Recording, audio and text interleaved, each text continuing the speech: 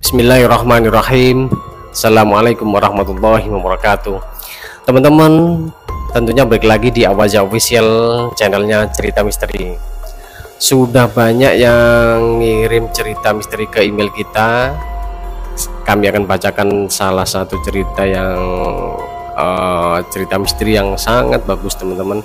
Ini datang dari Mas Ari. Mas Ari ini kebetulan dia asli dari Malang, terus dia merantau ke Surabaya, teman-teman ya. Jadi ceritanya dia menceritakan Mas Ari ini dari Malang merantau ke Surabaya waktu itu masih SMA, teman-teman. Jadi masih SMA, dia ya sekolah di Surabaya, dia ikut sama omnya, katakanlah namanya Om Lukman, teman-teman. Nah, setelah 3 tahun dia ikut sama omnya Om Lukman ini, dia di sana di Surabaya ini sekolah. Setelah lulus dia berpikir untuk balik lagi ke Malang lagi, teman-teman, karena kan dia harus berpikir untuk kerja dan lain-lain. Akhirnya Mas Ari ini dia balik lagi ke Malang, teman-teman. Nah, di Malang ini kebetulan Mas Ari kan sudah punya pacar, terus dia menikah sama pacarnya ini, teman-teman. Setelah tinggal beberapa bulan di Malang, Mas Ari ini kepikiran untuk balik lagi ke Surabaya, teman-teman. Cuman kabar dari omnya Om Lukman yang tinggal di Surabaya itu kebetulan kan dia sudah pindah ke luar pulau, teman-teman. Dia sudah pindah ke luar pulau karena ditugaskan sama perusahaannya untuk kerja di sana. Dia akhirnya bawa istri dan anaknya. Nah, yang disuruh ngurus yang di rumah yang di Surabaya ini adalah pembantunya, namanya Minten, teman-teman. Bu Minten namanya yang di Surabaya ini. Nah, akhirnya si Mas Ari ini dia ke Surabaya, teman-teman. Dia ke Surabaya, cuman karena dia nggak enak sama omnya Lukman ini dia di Surabaya sementara dia nggak kos, teman-teman. Dia dapat panggilan di Surabaya, akhirnya dia keterima kerja di Surabaya selama 2 minggu. Dia kan ngekos, teman-teman. Dia ngekos, terus kalau kerja naik motor seperti biasa. Nah, suatu saat dia ditelepon sama omnya Lukman ini yang ada di luar pulau, teman-teman. Dia ditelepon, "Ari, kamu kabarnya sudah kerja di Surabaya ya?" "Oh iya Om." "Loh, ngapain kamu nggak tinggal di rumah? Di rumahnya kan kosong, di rumah Surabaya." "Jangan Om, nggak enak." Karena si Ari ini dia orangnya kan sungkanan, teman-teman. Dia nggak enak kan, hanya dia nggak mau tinggal di sana. Tapi si Om Lukman dia memaksa, teman-teman. "Sudah mulai besok kamu pindah ke Surabaya, pindah ke rumah Om ya, jangan lagi ngekos di situ." Akhirnya besoknya si Ari ini tinggallah di rumahnya Om Lukman yang kosong bersama pembantunya Om Lukman, namanya Bu Minten ini, teman-teman. Nah, selama tinggal di rumahnya Om Lukman ini, Bu Minten ini orangnya ramah sekali, teman-teman. Jadi setiap pagi gitu dibuatkan minum, setiap sore pulang kerja dibuatkan minum, malam juga kadang disiapkan kopi seperti itu, teman-teman. Nah, setelah ini berjalan selama 3 bulan, teman-teman. Nah, si Bu Minten ini dia kebetulan asli dari Lamongan, teman-teman ya. Kalau dari Surabaya mungkin ya 2-3 jaman perjalanan ke Lamongan, teman-teman. Nah, Bu Minten ini adalah janda. Dia punya anak 2, teman-teman.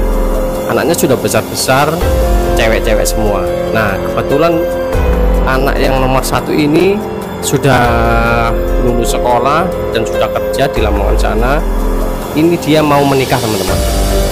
Nah, si Ari ini pernah ditelepon sama Om Lukman. Dia ditelepon untuk membantu semua persiapan dari pernikahannya anaknya Bu Minten ini, teman-teman. Akhirnya Bu Minten ini karena dia sungkan sama Mas Ari ini, dia kemana-mana dia pergi sendiri, teman-teman. Jadi dia mulai mengedarkan undangan, terus membeli souvenir. Dia pergi sendiri, teman-teman, naik motor itu.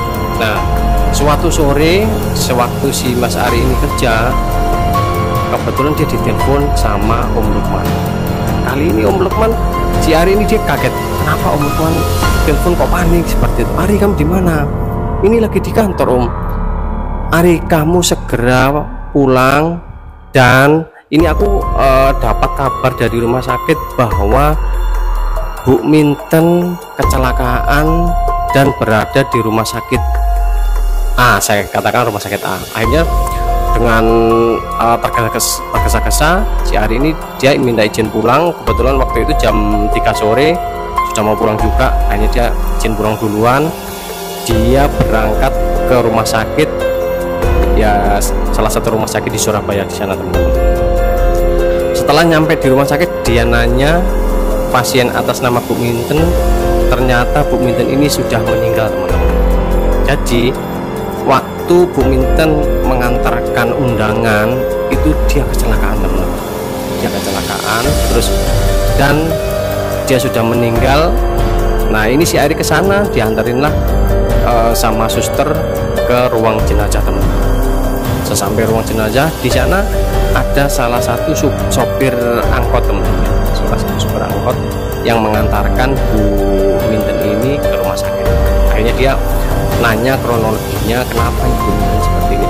Akhirnya si supir angkot ini dia cerita kepada si Ari ini, teman-teman. Kenapa Pak ini Ibu Minten sampai kecelakaan seperti ini?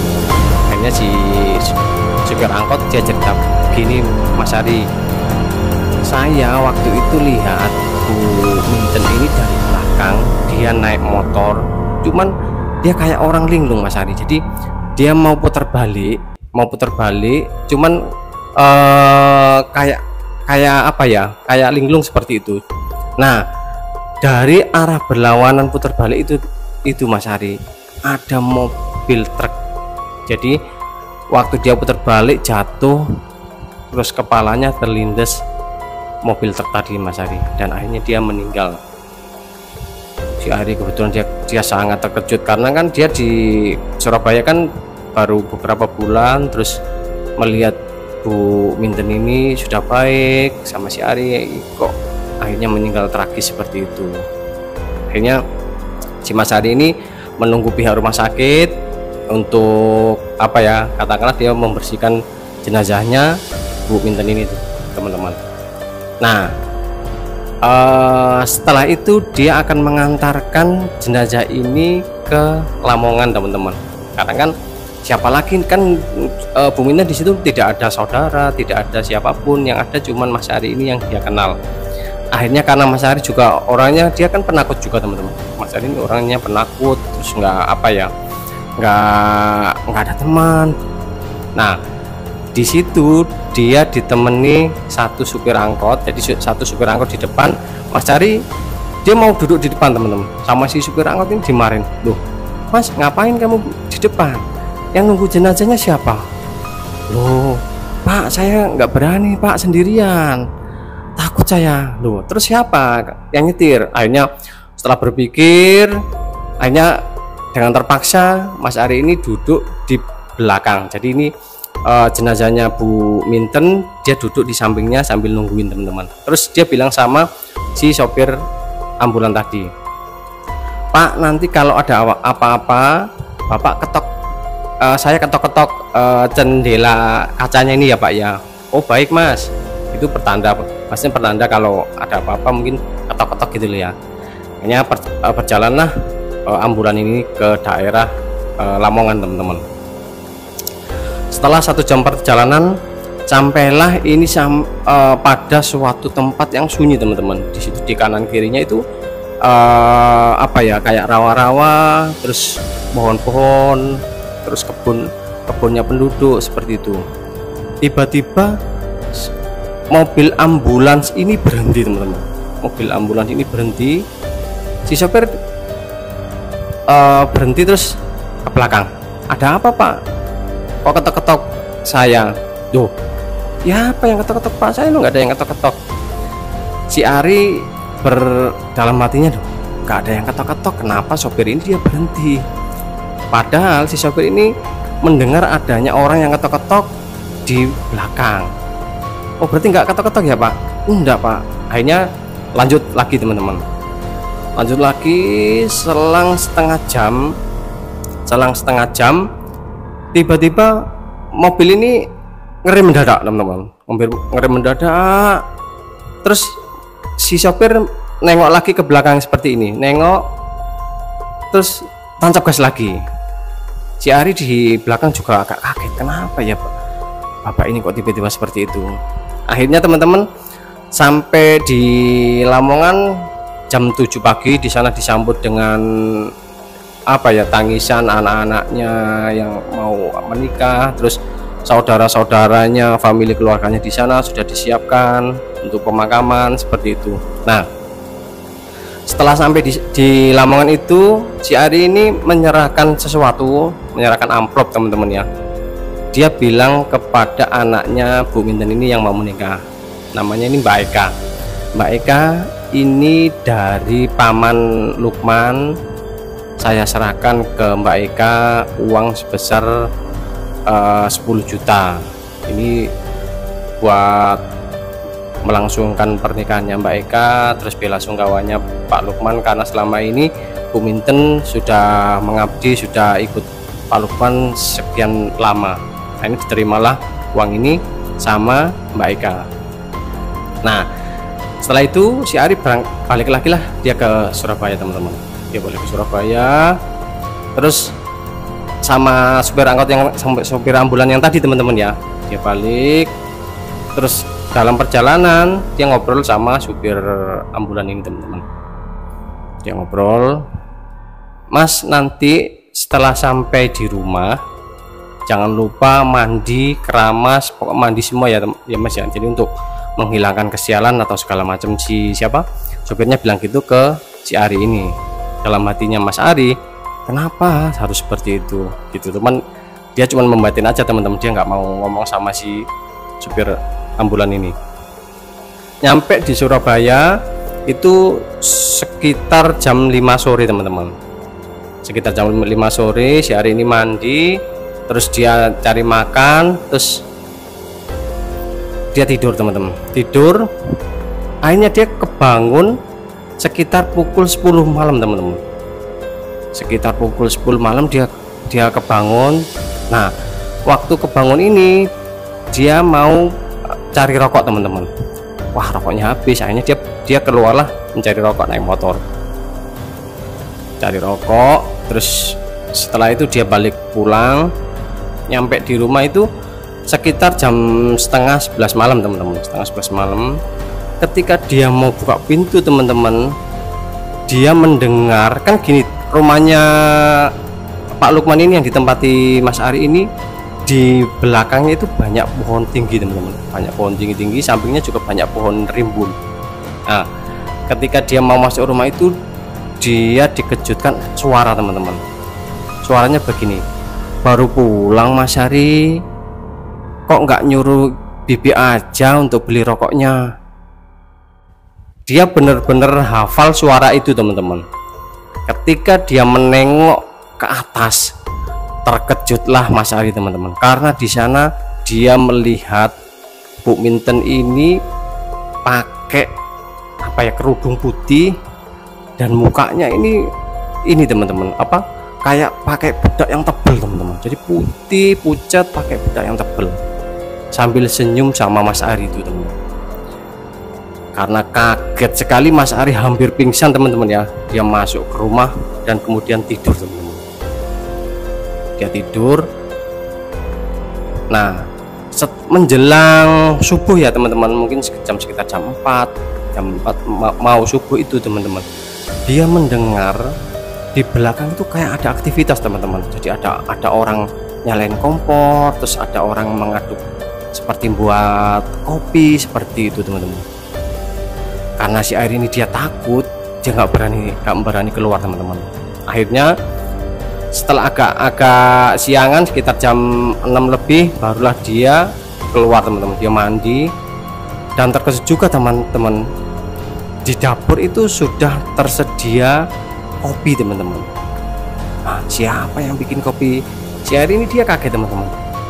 Kenapa kok ada kopi di sini ya? Padahal di situ nggak ada orang sama sekali teman-teman. Karena dia kaget seperti itu, dia segeralah berangkat ke kantor teman-teman. Dia berangkat ke kantor. Sorenya dia berinisiatif untuk pulang ke Malang. Dia minta izin untuk, kan waktu itu hari Jumat, dia dia pulang duluan, terus izin pulang ke Malang teman-teman. Akhirnya dia pulanglah ke Malang. Sampai di Malang dia cerita kepada istrinya teman-teman. Dia cerita kalau dia habis melihat Bu Minten dengan kondisi yang seperti itu teman-teman. Nah, karena istrinya ini orangnya apa ya, nggak mau membebani sama Mas Ari, akhirnya dia bilang, ah paling itu cuman ini Mas, halusinasi aja Mas, mungkin Masnya capek, seperti itu. Akhirnya mereka berdua tidur teman-teman. Waktu menjelang malam teman-teman ya, istrinya Mas Ari ini dia mengigau teman-teman. Dia mengigau, dan mengigaunya ini dia aneh teman-teman. Dia ngomong tapi suaranya itu dia bukan suara istrinya Mas Ari ini teman-teman. Dan Mas Ari ini kenal betul suara ini suaranya Bu Minten. Dia ngomong seperti ini teman-teman. Mas Ari minta tolong, saya juga butuh Mas Ari. Dia cuma ngomong seperti itu teman-teman. Akhirnya dia bangunin istrinya, sampai disiram air dia baru bangun. Terus Mas Ari ini dia kaget, kenapa ya Bu Minten ngomong seperti itu. Nah, pagi-pagi sekali dia minta izin sama istrinya balik ke Surabaya teman-teman. Nah, waktu balik ini teman-teman, dia tidak balik langsung ke Surabaya, melainkan dia menuju Lamongan ke rumah anaknya Bu Minten teman-teman. Setelah sampai di Lamongan, dia ketemu sama Mbak Eka tadi. Dia minta maaf kepada Mbak Eka.